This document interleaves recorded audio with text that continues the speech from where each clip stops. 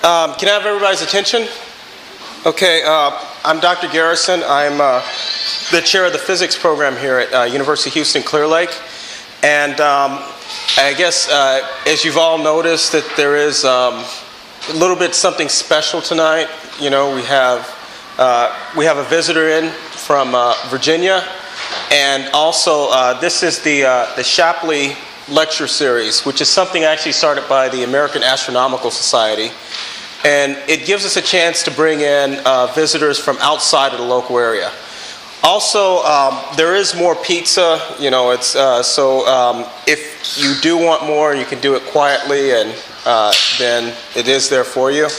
And so because of this lecture series, we're lucky enough to have Dr. Rood from University of Virginia. And what he's going to be talking about today is going to be more like I guess a discussion than a talk. And it has to do with extraterrestrial life and how do we know whether or not there is extraterrestrial life, and how will we actually work through the scientific method of determining. And I guess I'll let him go into more about that. And in addition to that, I handed out a sign-in sheet, and that should be kind of floating around. And I appreciate it if you haven't signed in already to do so. So with that, I'll turn this over to Dr. Rood.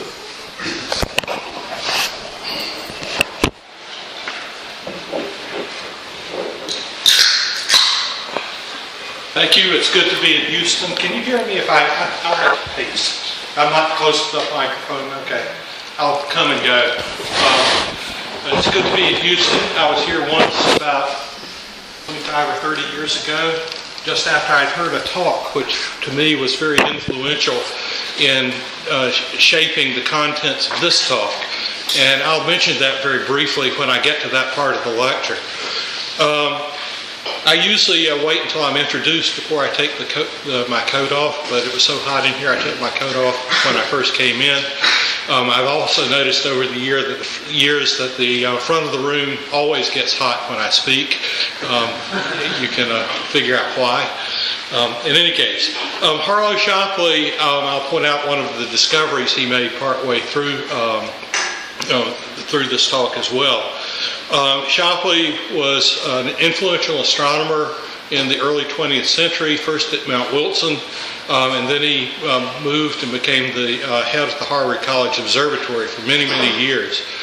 He was active in many political things. He was, I think, particularly active in the founding of the United Nations. And he has the distinction of having been named by McCarthy as one of the communists in the State Department.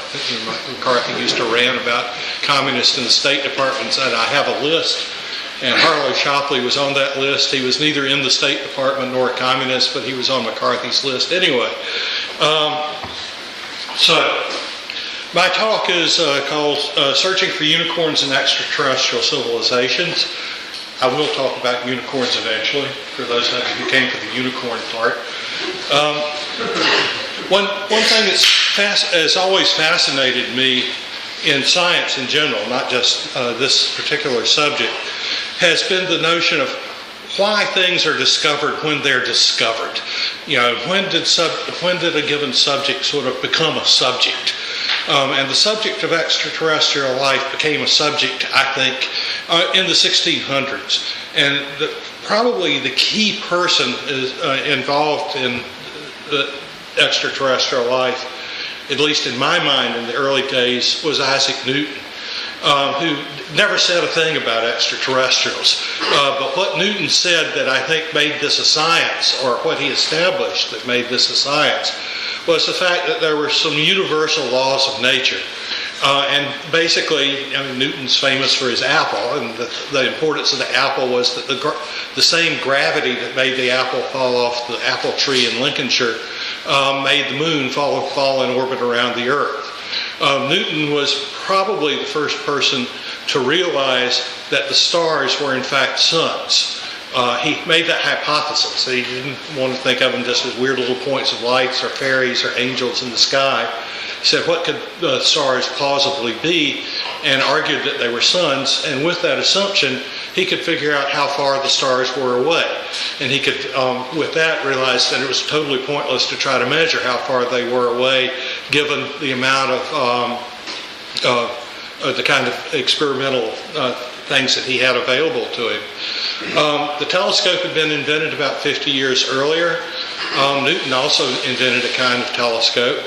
And in a dark site, where it's clear, which you don't get here very often, but in a dark, clear site, it's hard not to be impressed with how many stars you can see just with the naked eye. And even with a pair of binoculars in a dark location, the stars begin to become almost unnumberable. And basically, just the immensity of what you see outside the Earth, it can't help but overwhelm most people. It certainly overwhelms me when I look and see things. You have to do more with binoculars. You don't see diddle through a telescope, modern telescopes now, but you'd much better to get the binoculars and go outside the observatory and look. But in any case, it must have come to Newton's thoughts that if all of these stars were suns, there must be planets orbiting those suns. And on those planets, there must be Newtons coming up with the same laws of nature that Newton came up with. He never wrote anything about that. Christian Huygens, who was a contemporary of Newton, who did some similar things, did in fact write about extraterrestrials. But you couldn't do anything at that time other than think about them. Over the next couple of centuries, it was realized that we lived in a system of stars called the Milky Way, and Galileo, I should say, this is Galileo's 500 years ago this year, Galileo turned his telescope to the skies and looked at the Milky Way and realized that the Milky Way was made up of very distant stars that to the naked eye just sort of blended together. By around 1800, William Herschel and his sister Carolyn made the first really pretty decent map of the Milky Way, showing the extent of the Milky Way. And I think that was about the time they realized that there literally were billions and billions of stars in the Milky Way. By the early 20th century, it was realized that we didn't... Yeah, I need to do that. It was realized that we lived not in the center of the Milky Way as the Herschels had assumed, but that we lived sort of in the periphery. This might show up better with some lights. How's that? You can sleep peacefully after all your pizza. Oh, I meant to start out. You'll find out I'm a very distractible speaker, and I do asides all the time. I've given versions of this talk for quite a few times, and I think the time it went over best was when I was talking to an audience that was almost completely drunk. So you guys aren't lucky enough to be drunk, but you should be full of pizza anyway. In any case, early in the 20th century, Harlow Shapley showed that we didn't, in fact, live in the center of the Milky Way, that we lived out in the periphery of the Milky Way. And, oh, you're hunting for the point. Oh, you're not hunting for the point. Oh, whatever. I killed most of the lights. And again, he also realized that there were other systems quite similar to the Milky Way. The rest of what I'm going to say today applies only to the Milky Way, because even though I started life as a theorist, I've grown to be more and more of an observer, and I'm mostly interested in things that one might actually do with observations and conclusions that one might draw that are observationally based. Again, this was something, certainly people thought about extraterrestrial life, but you could do nothing but think about it. But then things changed dramatically in the late 1950s with the founding of the National Radio Astronomy Observatory, whose first facility was in Green Bank in West Virginia. And this telescope, which is 85 feet in diameter, went into operations, I think in 1958. One of the first people that they hired was a young Harvard graduate named Frank Drake. And Drake moved to Green Bank, and his job at Green Bank, first he brought a very good radio receiver with him, which had been designed to hunt for atomic gas, atomic hydrogen in clouds in between the stars. And so he set out observing the gas in the Milky Way and other galaxies using this receiver and this radio telescope. These telescopes were located in Green Bank basically because there was political pressure that pushed it to be east of the Mississippi, and you wanted to be as far away from potential sources of radio interference as you could get. And so basically it means as far into the boondocks as you could get. And Green Bank is about as far into the boondocks as you can get in West Virginia. And fundamentally, there's not much to do in Green Bank. I've done a lot of observations in Green Bank, and basically you can observe, or you can drink, or you can watch deer, or you can observe and you can drink and watch deer, and that's it. Or you can go over to Cass and get beat up in the local bar, which is something I usually opted not to do. In any case, there's a lot of time to think, and Drake started thinking about what the capabilities of the instruments that he was using are.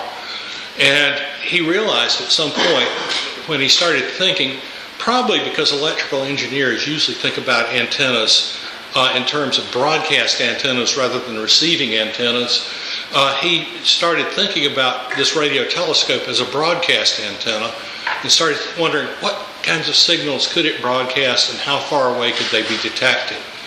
And he realized that if you took a more or less ordinary television transmitter and then configured it not to broadcast television but to broadcast signals especially designed to have a very long range, that part usually gets swept under the rug,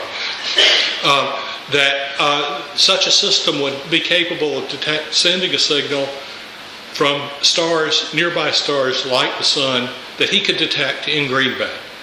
This had to be a mind-boggling realization. It's kind of the kind of simple thing which I've encountered a few times in my career, where you sort of kick yourself, why didn't I think of that? That's so obvious.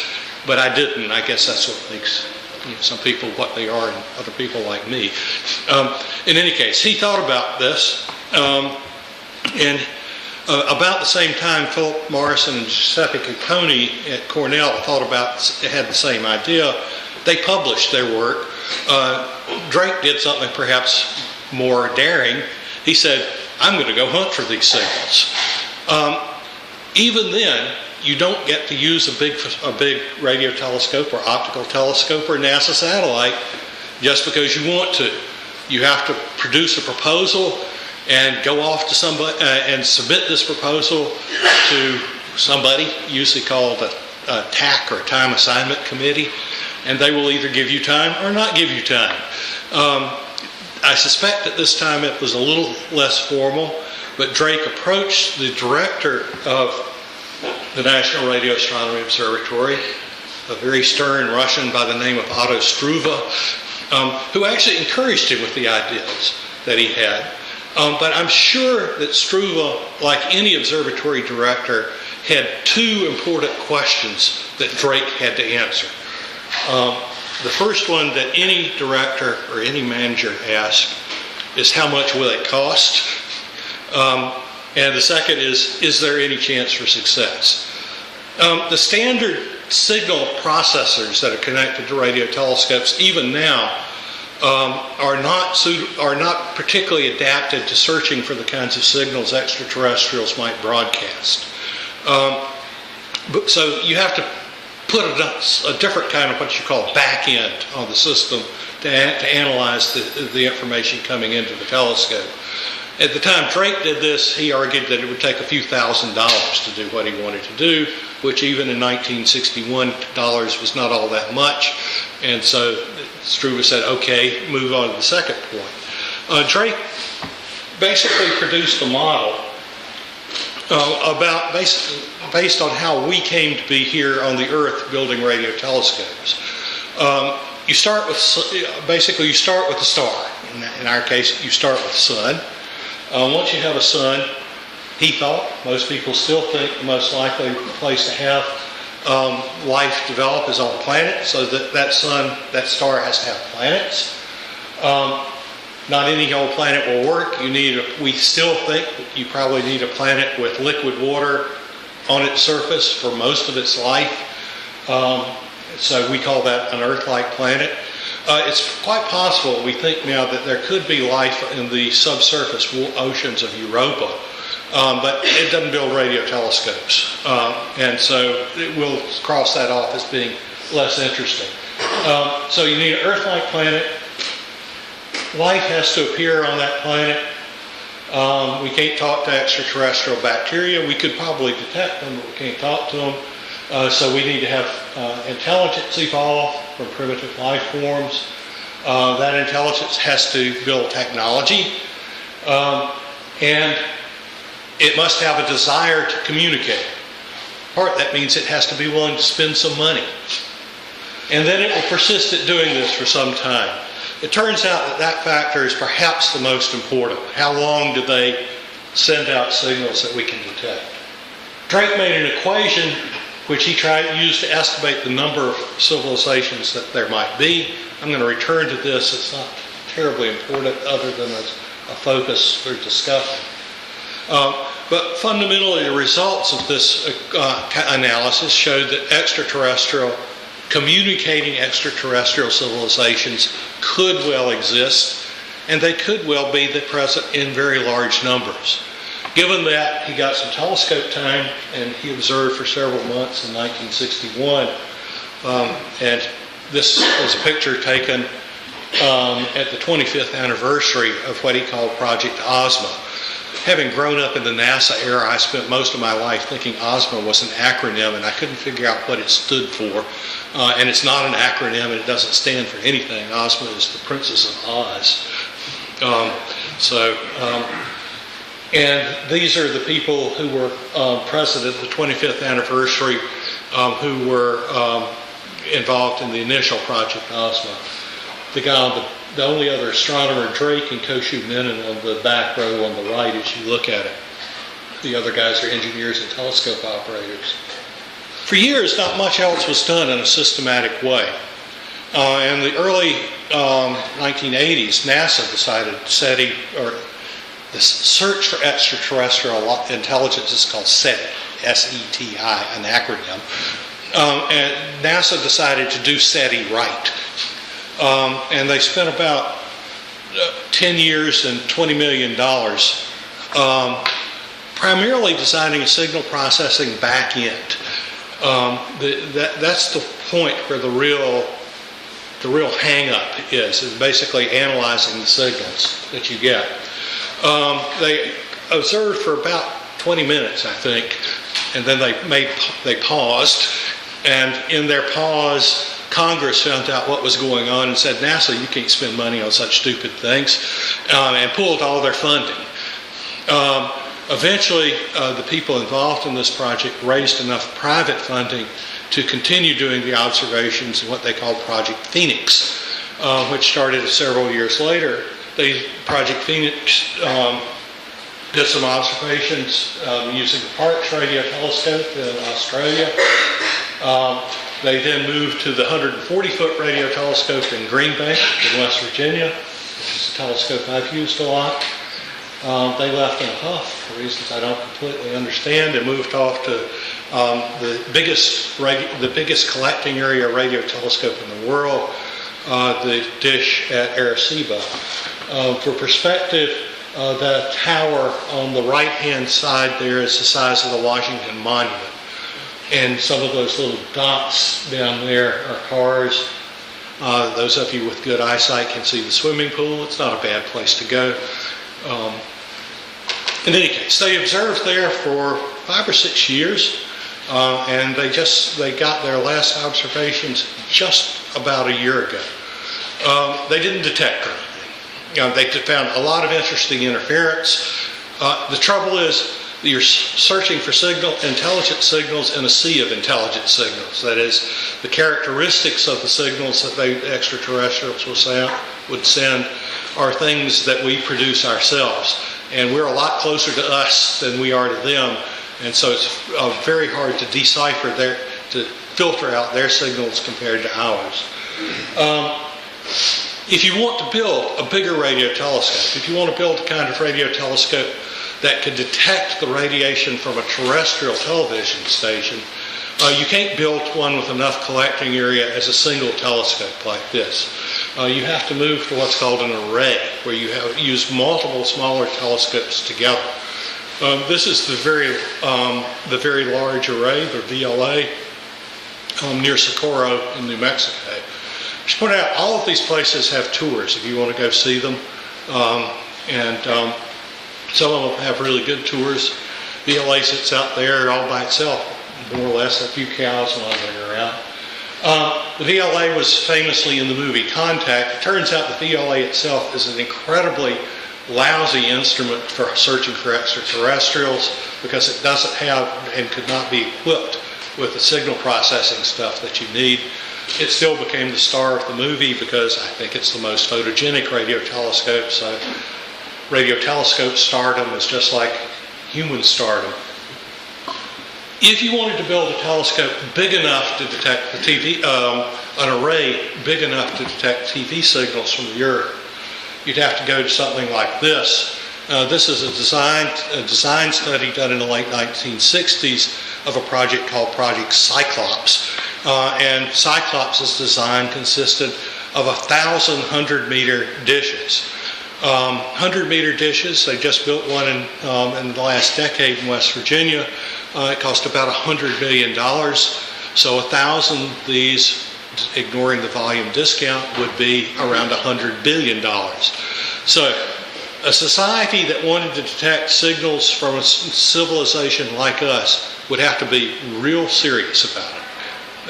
Be wanting to plunk down of order $100 billion or something like this. If you redid this now, basically the price of electronics has gone down tremendously. The price of steel has gone up. If you built Project Cyclops now, you would build it with lots and lots of little telescopes. And if you wanted to build one with enough area to detect, have a sensitivity of Cyclops, this is something which is in design studies now called the square kilometer array. This would have something like 400,000 satellite dish kind of size things. Again, not a cheap thing. That's sort of the beginning of the standard spiel on extraterrestrials. My life as an experimentalist has been one where things more commonly break than work right. So I expect things to go wrong. And I expect things to go wrong in this game too. In particular, I began to wonder 25 years ago, is this really the way to go about hunting for extraterrestrials? There was at that time also a debate, was SETI, I guess prompted by the Congress defunding things, was SETI even a science? Most scientists consider something to be scientific, if a hypothesis to be scientific, if it's falsifiable. You have to be able to prove that it's not so. This is not true of SETI. They can hunt and hunt and hunt and build bigger and bigger and bigger radio telescopes and not find anything, and that says nothing whatsoever about the existence of extraterrestrial intelligence. One of my colleagues and I began to search for an analogy.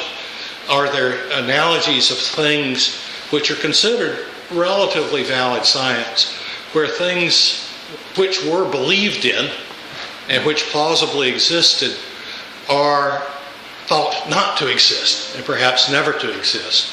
And in a flippant comment to a TV interviewer one time, my colleague said, well, what about unicorns?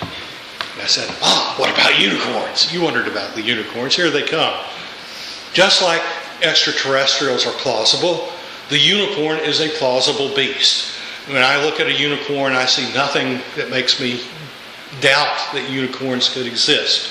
Drake came up with the Drake equation. I've come up with the unicorn equation, which I won't show you. But in any case, the unicorn is a plausible animal. That, for instance, is not a plausible animal.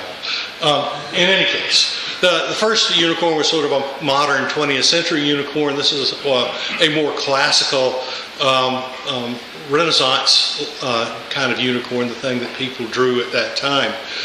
Unicorns, in fact, people believed in unicorns for on the order of 1,500 years. Unicorns appeared in the literature in the work of a Greek physician who spent much of his life in Persia, and like old academics do, he moved back to Greece or back home and wrote books to support himself after his IRA disappeared. In any case, one of these books he wrote was Strange Beast I Saw in Persia, or something like that. And one of the animals he described in that was a monoceros, the Greek word for a unicorn. It's fairly clear from his description that he had not seen one, and that he was confusing and putting together a rhinoceros and some kind of straight-horned antelope. In any case, he wrote very effectively, and people started believing in it. Even worse, in the first Greek translation of the Old Testament, the translators encountered some animal that was obviously an animal, and they didn't know what this animal was in Aramaic. And they said, well, so-and-so wrote about unicorns. This must be a unicorn. So the unicorn moved into the Bible. And so it became dangerous to doubt the existence of unicorns, amongst other things.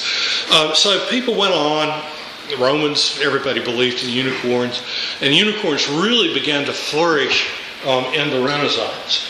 And I think they began to flourish in the Renaissance because they became useful. In particular, the unicorn horns were useful. And you can't read that, but it says, I can't read it either from this angle. Unicorn horns will cure almost anything.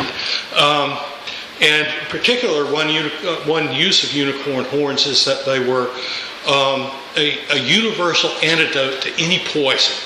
And one of the biggest political moves of sort of the 1500s was poisoning your rivals. Maybe we should bring this back, but in any case, various nobles in Italy and France would use a unicorn horn, and they would dip its tip into their wine, and it would then neutralize any poison that was present. Just to show you, here's a famous unicorn horn owner living in the heart of Chianti country.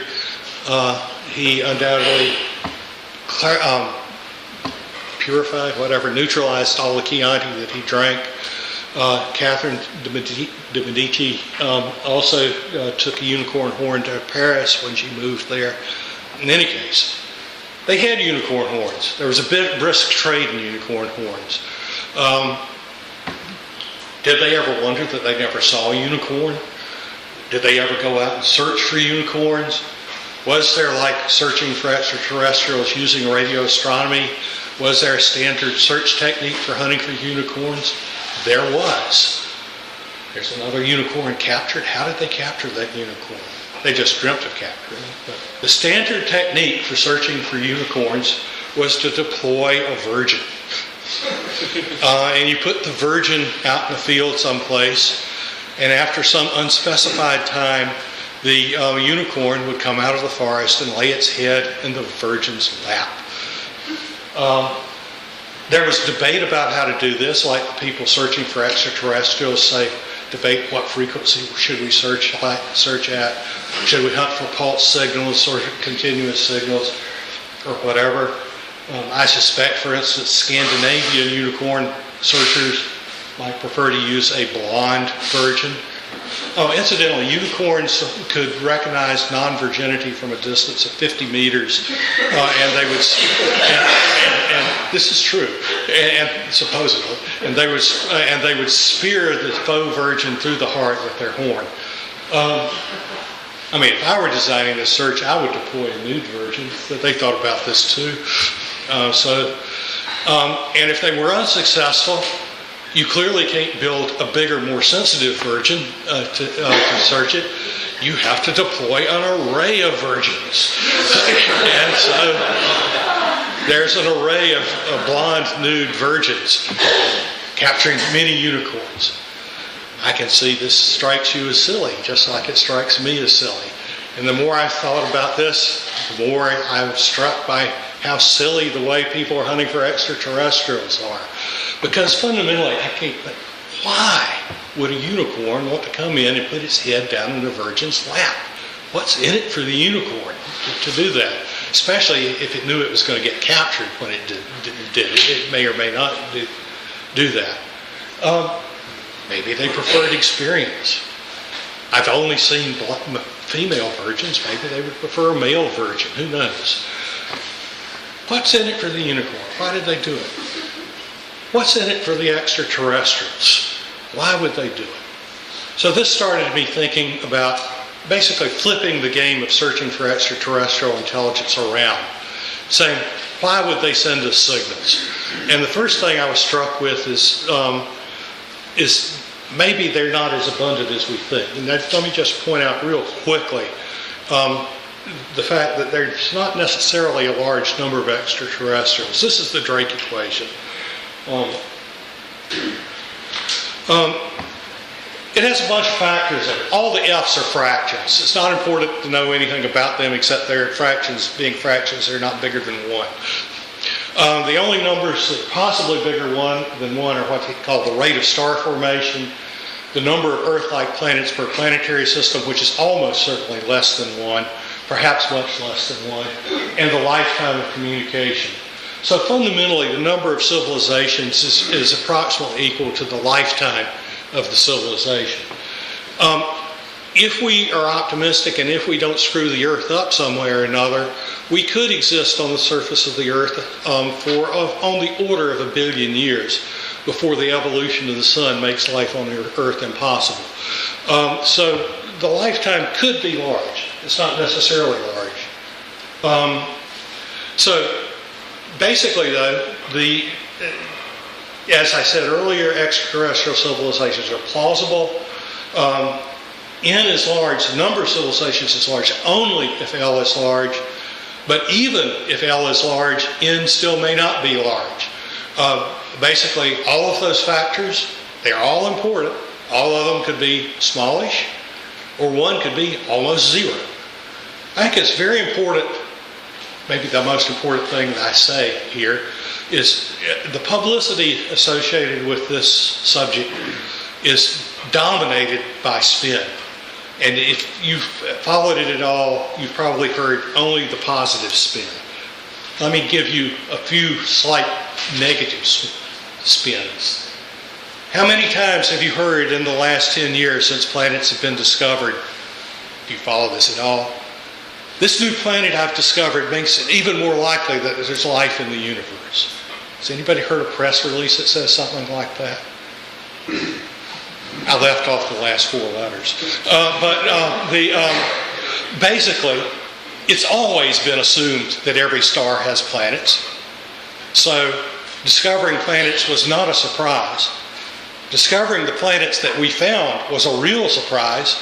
And essentially, every planet that's been found is in a system where it would have destroyed any Earth-like planet that was there. So actually, all the planets that have been, all the 300 and some odd planets that have been found so far have actually reduced the number of places where we might expect to find extraterrestrials. Not by much, but at least it's the other direction. There's some big factors lurking around, though, because in many cases, there are things that are important which scientists often hide as subscripts. And in this game, a lot of times the subscripts have been left off. For instance, if you look at the rate of star formation, if you really mean, and you can determine this by going and seeing what stars the SETI Institute people have looked at, if you mean stars that are like the Sun, about the same age as the Sun, and close enough to detect, the rate of star formation, which is generally taken to be 1 star per year, is actually 1 star per 1,000 years. There's a factor of 1,000. Whack! I can go through and plausibly knock down every term in the Drake equation by at least a factor of a few. The thing that's really scary, though, are the things that we don't know. They're things which I call gotchas. And the classic example of gotcha is given in Calvin Ball. And you probably can't read this in the back, but I can't read it either. That's the trouble coming from this angle. Anyway, basically, the rules of Calvin Ball change. And as soon as Hobbes starts to win, Calvin changes the rules so that he wins. And this is unfortunately the case in searching for the science of extraterrestrial life. And let me give you just one example. And this is no longer a gotcha because we know it's there. But it was a gotcha which I didn't learn about for like 15 years. I don't think anybody knew it. If I had been told this when I first started thinking about extraterrestrial life, somebody said, "What importance is Jupiter?" I would have said, "Forget it, silly, none." Turns out, though, that Jupiter eats comets. We saw a nice example in 1994 of Jupiter eating this particular comet. And it eats or throws into the sun and out of the solar system lots and lots of cometary-sized objects.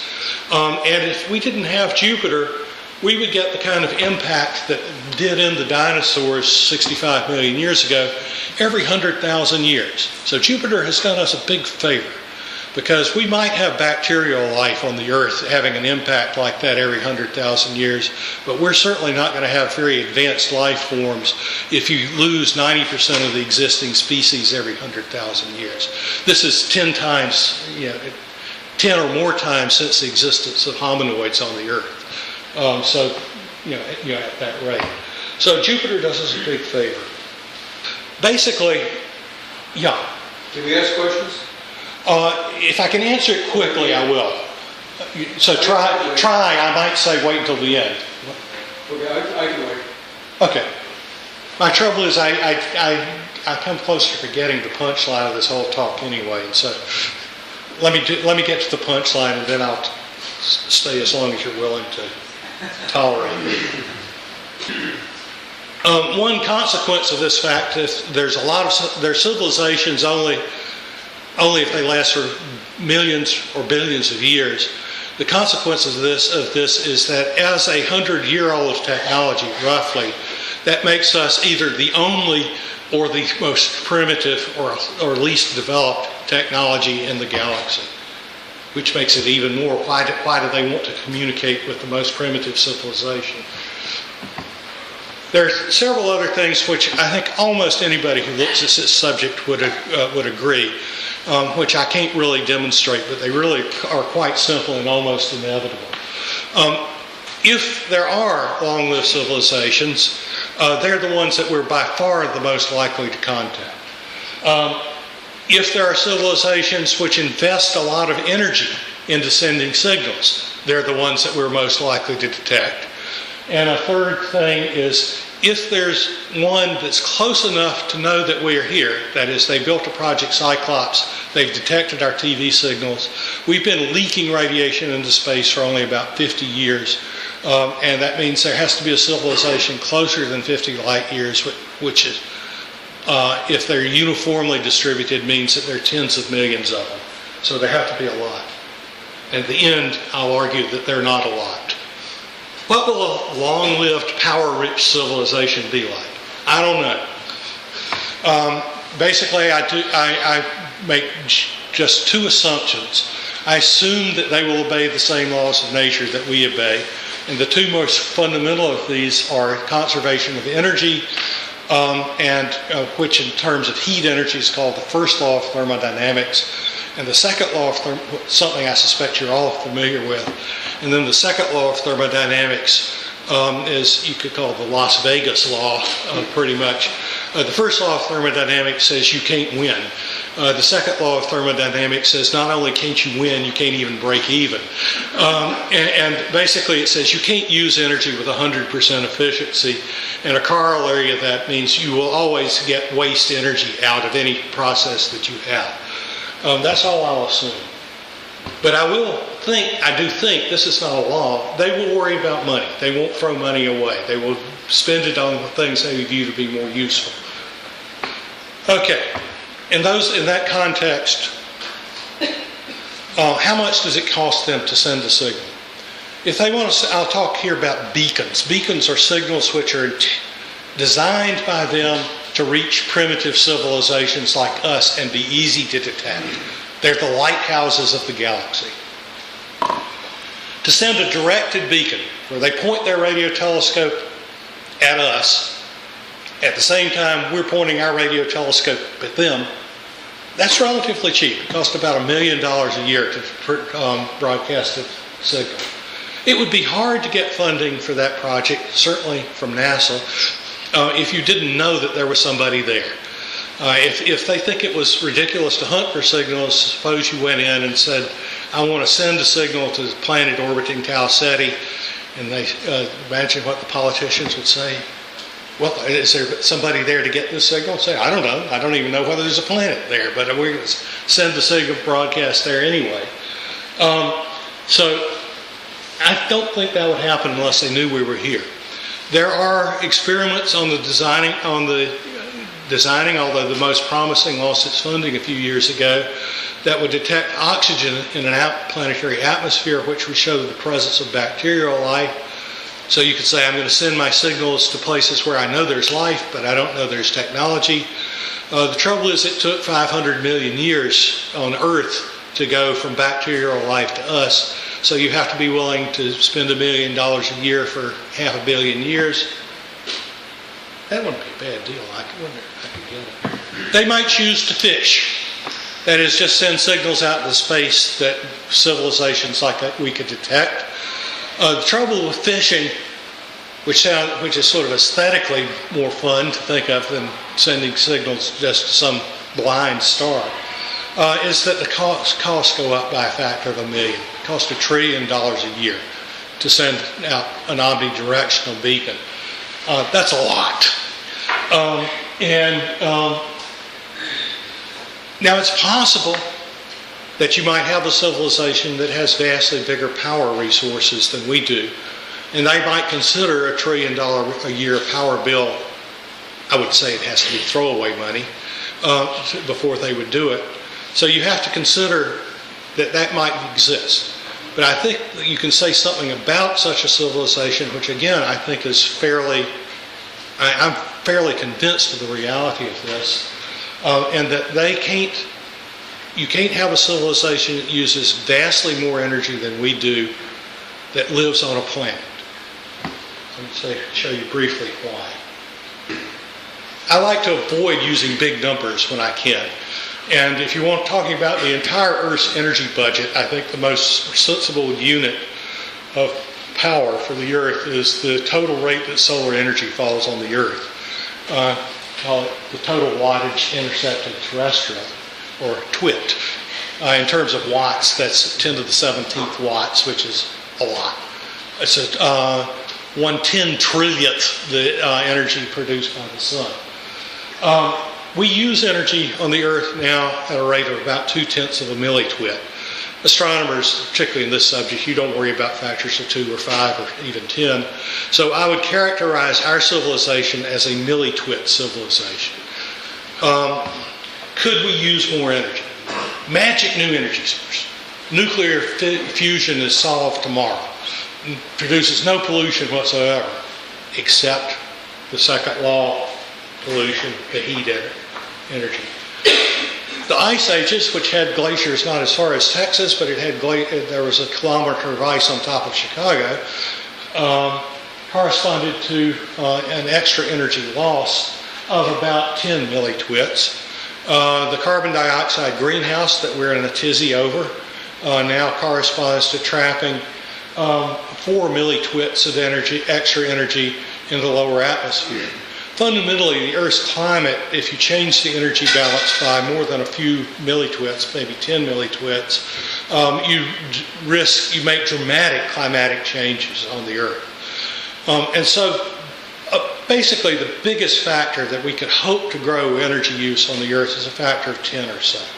$1 trillion a year sounds like, electric bill sounds like a lot to us now. If we had 10 times as much energy, it'd still sound like a lot. We're not going to do it. And no civilization that lives on a planet can do it. The only way that a civilization can have vastly bigger energy resources is to leave planets. And I don't mean go to the moon and go to Mars. You give up on planets. Planets are out. Mars gets you a factor 2. Who cares about a factor 2? I'll ask you the question. Colonizing Mars would be the biggest disaster ever done by our civilization if we do it. Jared O'Neill, and this was the talk I heard 20 years ago in Austin when I got in an ice storm and got sent to Houston rather than back to Washington, showed how you could develop a society that lived predominantly in space. This was a somewhat trendy topic for a while in the 70s when there was the energy crisis, the first energy crisis and so on, but sort of faded afterwards. I still think it has some pertinence. O'Neill was a rosy optimist. He thought you could do this with private capital in a few decades. It requires something like the U.S. military budget over a century to do, but it could be done. And the trouble with one reason it hasn't happened is that the threshold is huge. To make an economically viable society in space, you can't do it on a small scale. You basically have to get to a point where you manufacture in space, and O'Neill showed how you could do this by using lunar material. You shoot material off the moon. You can't do it with rockets either. Sorry for all the local rocket people. Rockets are inherently inefficient. Jules Verne, whoever it was that shot people to the moon in a big cannon, that's the way you do it. You put big cannons and you shoot lunar soil off the moon up into space. You turn it into space colonies. The big threshold becomes because, again, you're in an environment where you probably should know this.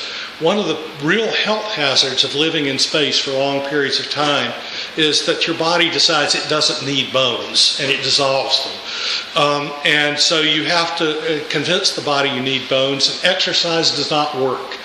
You need to manufacture artificial gravity, which we only think can be done with centrifugal force.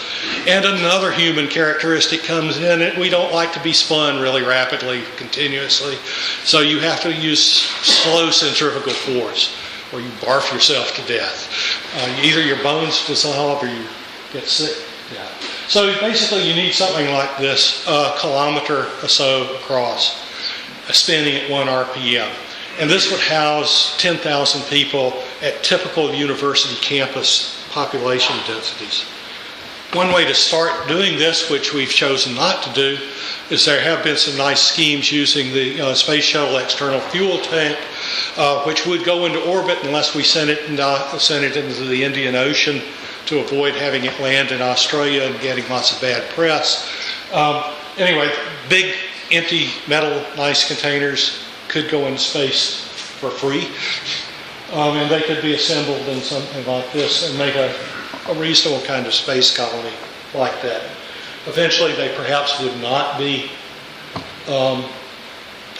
modular like that. They might be, but anyway, they might do things. A lot of nice pictures. They're all designed by people who lived in Southern California. They all come with hot tubs and stuff like that.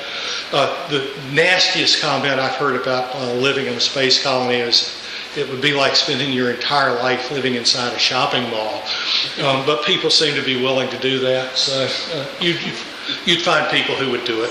Anyway, we can design things so that we could have the bulk of civilization living in space if we were to spend the money and want to do it. It's, I think, something that's engineeringly possible.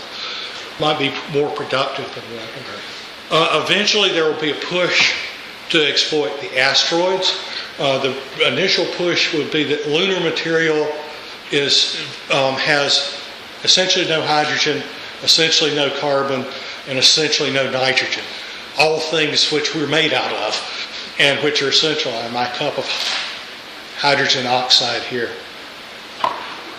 Some asteroids are relatively abundant in those elements.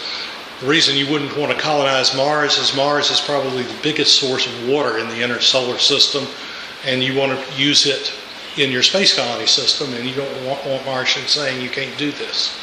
In any case, We have a tremendous bias living on the Earth. We live in what I call a stuff-rich, energy-poor environment.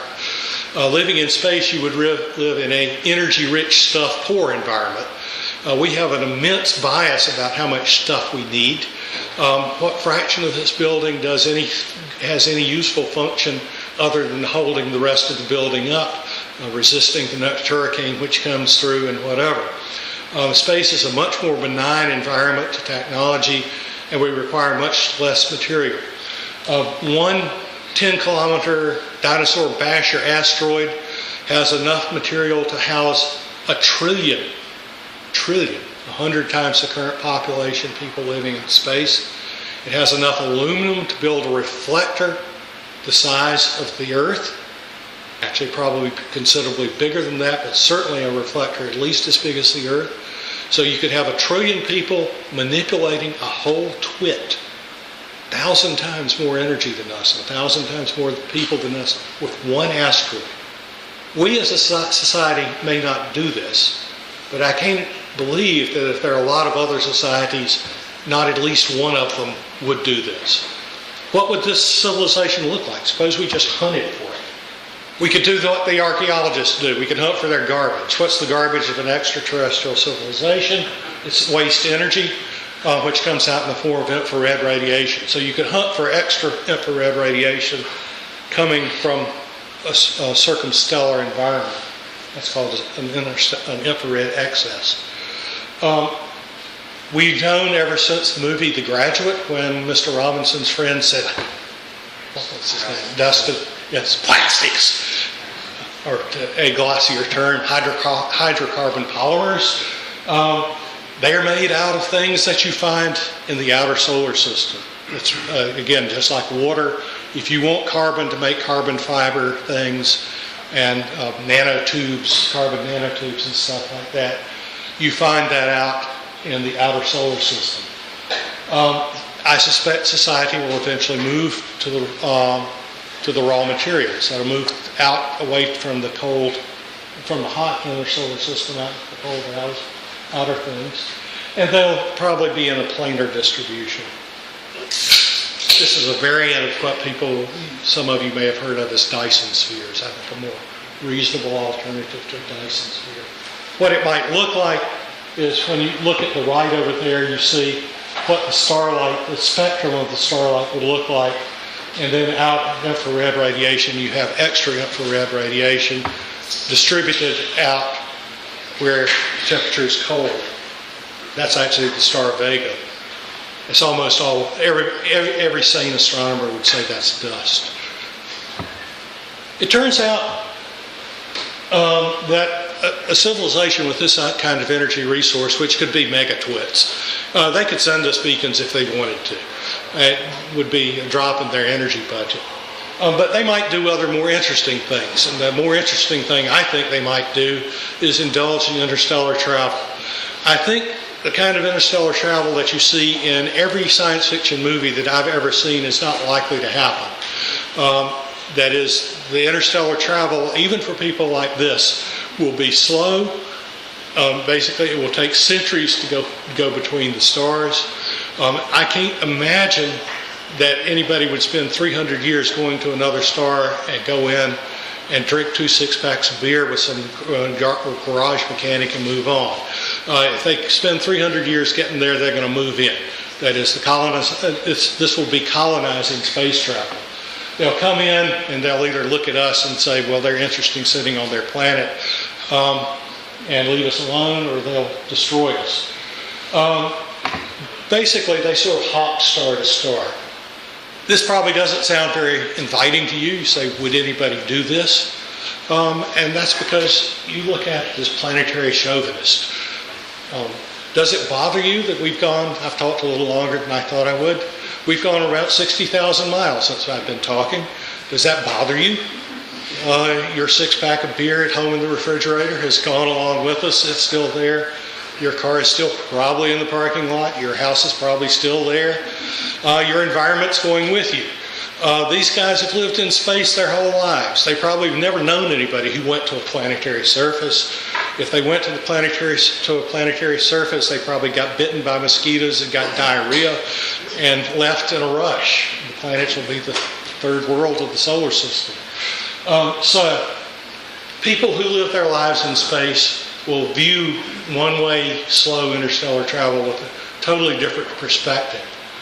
Turns out, if they go taking a few hundred years to get to another star, frontier civilizations on the Earth have almost always grown at 6% a year. So that means that 10,000 space colonies will become 1 trillion space colonies in a few centuries. And a few of them will think it's getting crowded, and they'll send out other colonies to another star. So basically, they sort of hop stars at a star per 1,000 years, which sounds like a long time to us. But the history of the galaxy, it's not very long. They'll colonize every desirable colonization site in a few tens of millions of years. That's less than 1% of the age of the Milky Way. And it's probably useful here to mention the cosmic calendar, which is Carl Sagan used in some of his shows, where basically you compress the entire life of the universe into 1 year. Last New Year's Eve, the Big Bang happened, and we're at New Year's Eve this year. If we start colonizing when the champagne cork pops at midnight, we would colonize every potential site in the Milky Way sometime on New Year's Day. So it takes less than a day on that time scale. So the first civilization that starts a colonization will colonize very, very rapidly. So the question of searching for such a civilization is to say, where's the closest place? Where's the closest suitable site for colonizing? What do they want? They want a stable star. They want asteroids. They don't give a squat about Earth. So where's the nearest stable star with asteroids? It's right here. Where are they? This is often known as Fermi's paradox. It's actually a hard question. It's much harder to turn back than you might think. And you won't, no matter how much I say now, you won't appreciate it unless you try to think about the various alternatives. But I call this the Hart paradox because a guy named Michael Hart really wrote it out, I think, much clearer than Fermi did, and he got fired for writing it out. And so he says he got fired. He deserves to at least get his name attached to it. And just the other punchline that I didn't get to is what happened to the unicorns? Okay. We now know that the unicorn horns were narwhal horns.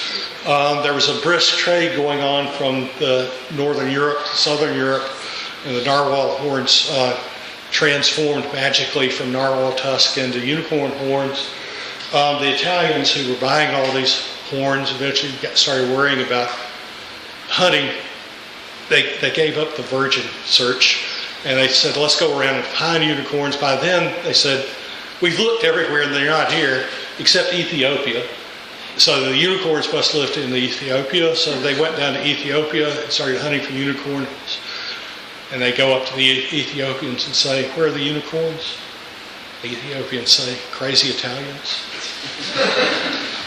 And so eventually we looked in a way less dependent on unicorn habits for finding unicorns, and eventually said they're not there. And it's time that we hunt more aggressively for extraterrestrials without relying on their goodwill and their habits, which we don't really know. Thank you.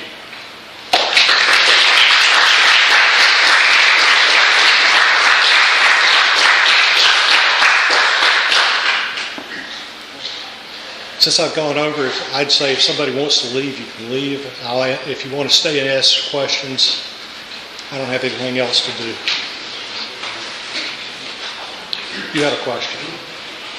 Yeah, one of your slides suggested that Jupiter is responsible for providing the cycles or not providing the cycles every 200,000 years. Could you explain that? Basically, Jupiter is thrown.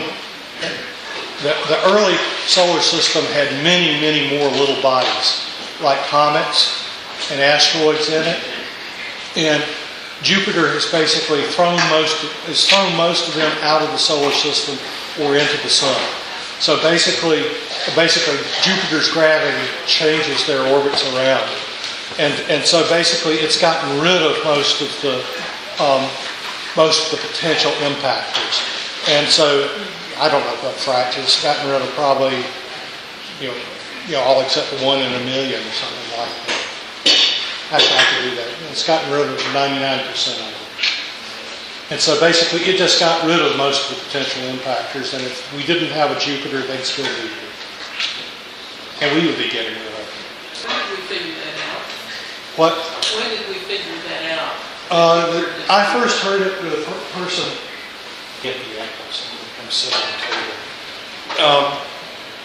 I first heard about Jupiter as a comet eater, and its potential importance, I think around 1990, and the guy I heard that from was a planetary astronomer named George Wetherell. And so it's something I think we would have known if anybody had ever bothered to think about it. I think it's just one of those things that nobody's mind sort of went in that direction. We did know the impact explanation for extinctions came in 1980 by Alvarez, and somebody. In any case, so we haven't known about it's calculating the energy of a big impact is trivial. Calculating the frequency of big impacts is fairly easy just from what we know about Earth-crossing asteroids and comets. It's just nobody sort of put together and started thinking, if you set off 100 million hydrogen bombs all at once, you're going to make a big mess. And that's what Alvarez et al. Did. And but they then also, the key thing about their paper was they showed that there was evidence that an impact actually occurred at that time. And the weather thing, I don't even know how much that sunk in. I mean, I learned about it if I had it. Did publish it. I'd read an article, I don't know, a year or so ago, that there was a guy even suggesting that for colonization, that instead of looking for sun-like stars, that red dwarfs might be a better choice because although they have lower energy, they last a lot longer. There's more of them. And I was wondering how that might skew the numbers. Other civilizations were thinking this. Both of those things are true. I would say it makes colonization more likely. Whether red dwarfs, the longevity of a red dwarf is sufficiently big that it would mean that they were colonized in preference to the extent that they wouldn't colonize a solar-type star. I don't know. I mean, I would guess since the lifetime of the sun is long compared to the migration time even, I would think it would still get colonized. I mean, there are various reasons. There are lots of things that I don't have time to say. There are things that might make colonization impossible, even slow colonization. What sort of things would make colonization? Okay, since I foolishly opened that conversation.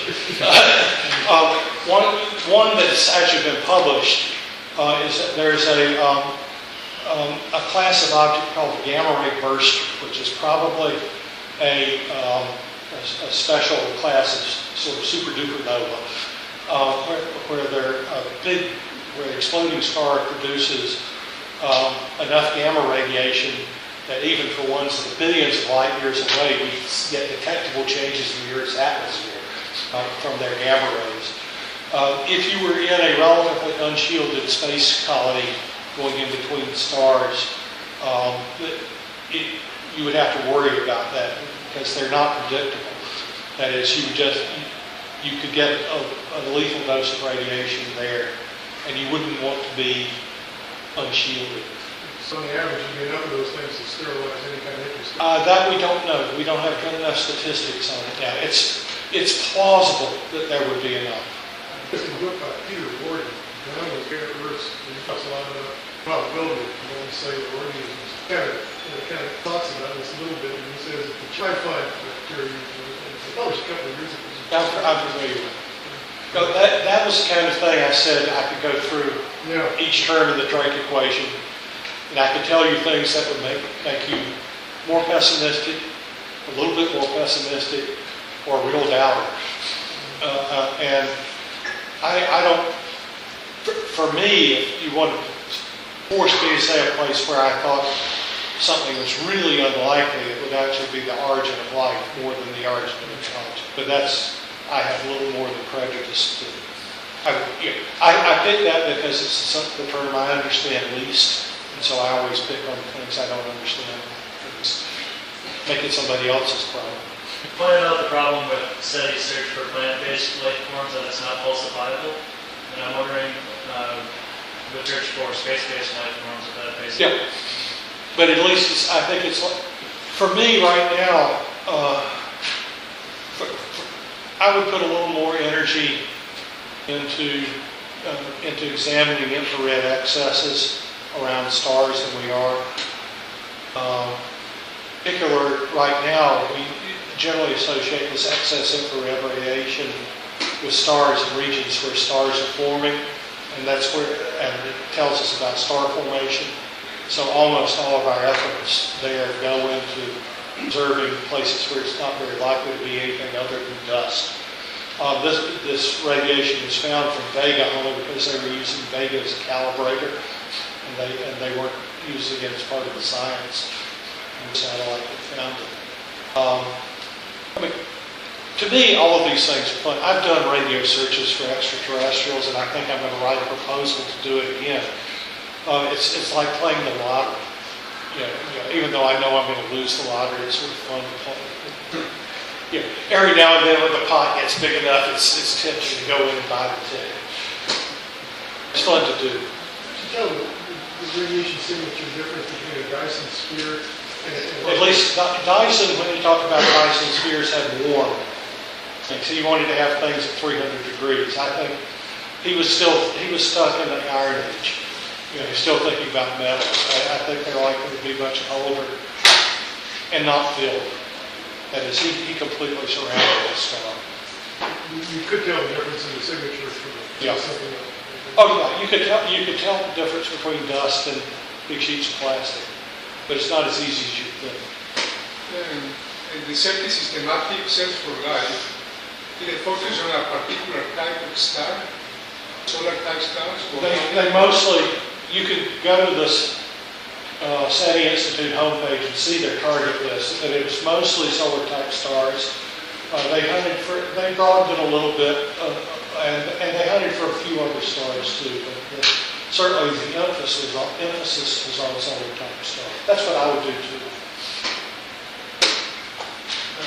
My name is Alex Monchak. I'm taking this course as a continuing education student. I was wondering, in light of President Bush's vision for space exploration, where going to the moon and going back to Mars is a process that's underway in the Constellation program.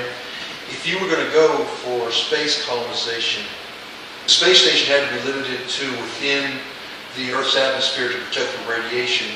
What would be the next step for space radiation, for space colonization for our civilization? Would it be something like the Grange points? And how close have you come to a hypothesis in this area? Boy, it's not easy. Again, this is the question was, if you didn't hear it, is what if I wanted to do what O'Neill was trying to do? What would I do? More times, I don't know. Clearly, a first step is to develop enough colonization on the moon to be able to start exploiting lunar raw material. And so going back to the moon makes sense. Going to Mars, I don't think makes sense from the view of long-term evolution of society right away. But exploiting the moon is important. And basically, you're going to have to do something. The idea, what O'Neill argued in his colony system is the short-term life-affecting, life-ceasing kind of radiation that'll kill you. things are big solar flares. And there's a solar flare roughly once a decade that produces enough radiation that if you're above the Earth's magnetic field, you'll die. If this had gone off, all the astronauts were on the moon, they would have been dead. It was just a calculated risk that they sent them with no radiation shielding. Early in a space colony system, you would basically have to build flare shelters. You have anywhere from 10 hours to a day's no warning on the radiation from the flare, because you see the light from the flare comes at the speed of light, the protons, which is what kills you. So they take basically a few hours to a day. And so you would have a lead-lined coffin, or not a coffin, a lead-lined shelter. And when you saw a flare, you would hustle back down there like you leave for the hurricane with tornadoes. That would have to be there in the earliest stages. And where they would be, O'Neill already put them at the Lagrange points. These are places where they're relatively stable. Basically, the places where you can put satellites and they tend to stay put. Since you have studied the Drake equation, which I suppose if you have more terms, as we have learned more through the years, wouldn't you say that rather than what Carl Sagan said, that we just an average planet from an average star, from an average galaxy, wouldn't that point to you that this place is very unique? Well, I've been saying, I'm like the rare earths people. Some of the stuff in the rare earths book was stuff that Jim Cowper and I talked about 15 years earlier. The specialness of where we are strikes me. Again, as you say, as we go on, we discover more things that are important. One thing I often think of, you often take the terms of the Drake equation and they split up. Rather than being one term, it becomes 4 or 5 terms. And so everything, I've been thinking about this now for 30 years. And pretty much everything I found makes it seem less likely. So probably should let you guys go. Should I ask them to take pizza with them? Well, we still do have some pizza left, so if anybody's still hungry. Just one question, if I may. Since we got a half a there. In the last 50,000 years, man has moved from Africa throughout the world, so has adapted, evolutionary-wise, to the various climates and environmental conditions. Now, the same thing could happen in space, I presume. Oh, yeah. If you take long enough, we would adapt to radiation, would we not? The radiation, the ambient radiation in space, I think we would either adapt or basically we can develop cancer cures to the point that we can live with it. As far as the reproduction, we can haul up DNA from the Earth.